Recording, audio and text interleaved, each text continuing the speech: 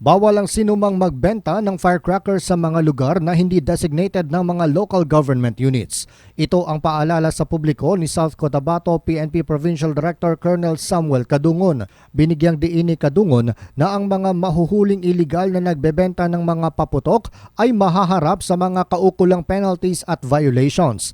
Ayon pa kay Kadungon, sa ngayon ay pinag-aaralan ng PNP kung papaano mahuli ang mga online sellers ng mga firecrackers. Paliwanag ni Kadungon, wala kasing prima facie evidence o hindi hayagang nakadisplay ang mga paputok na ibinibenta online.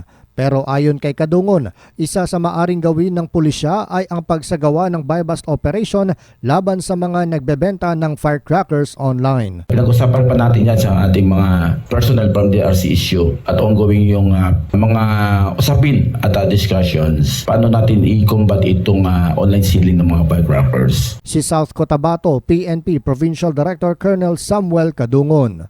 John Sionosa, NDBC, Bida Balita.